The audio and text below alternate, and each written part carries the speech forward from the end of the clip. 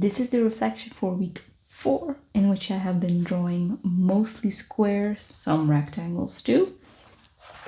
The first day I drew this, it was my challenge in which I had to draw like an entire page full of squares and rectangles. It was a lot of fun drawing it. I do see that like my lines aren't always that straight, and it's something that I noticed throughout the whole week when I was drawing squares. Since squares mostly consist out of straight lines, it was also really good again for line exercises.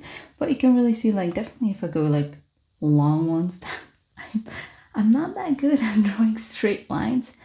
I had like this comment of somebody saying like you should use a ruler to have straighter lines, but I'm like, yeah, but it's like it's part of my exercise to learn how to draw straight lines without any equipment, without a ruler or anything. So yeah, my lines aren't that straight yet. Part of the process, I guess. So challenge completed, I would say. The next day I drew some squares in squares, in which it is actually the exercise to draw a square and then have like the points of the other square be in the halfway point of the line of one of the sides of the other square and then like continue. And I found that it looked a little like a rose, like, but then a squared rose. So it looks cooler than I anticipated it to be, so I'm really happy with it. But again, you can see that my lines aren't that straight, so that's really a working point for me and overall. Then I drew like a square full of squares, which I started out like actually drawing a square, but then the rest of the exercise is actually more drawing lines. So it was a really good line exercise for me. And I did really feel that when I got to the last box of it, of drawing my lines there, that they became straighter and that I have more confidence. So still some wisdom in it. You just gotta keep practicing and you become better and more confident in it. They do not lie about that.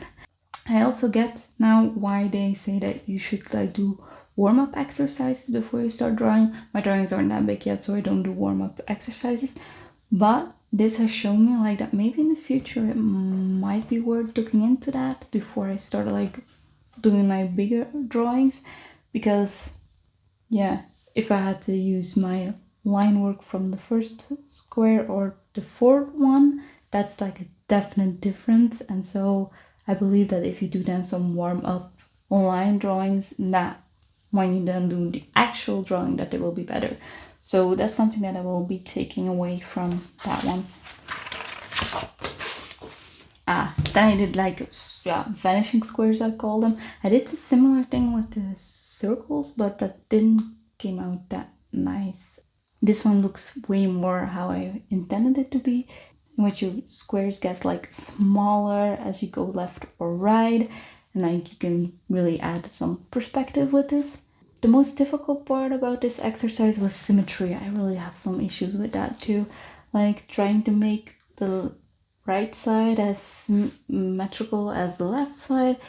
I do see that like by the third time they get a little bit better, but like, and also I see when I draw and I do stuff on the right side that it's much better than when I do stuff on the left side. I don't know whether that's some right-handed, left-handed calls, I don't know, but that is something that I've really noticed in my own drawings. So that might also be worth looking into to get like a better practice on symmetry and like left and right sided parts. Then this drawing, so I wanted to do more with this drawing, but it was like an evening in which I didn't have a lot of time, and so I just drew this. So it didn't turn out as nice as I anticipated, but still I did it. I would have loved to add like another diagonal, so I will probably redo this exercise at some point and then make it a little bit bigger.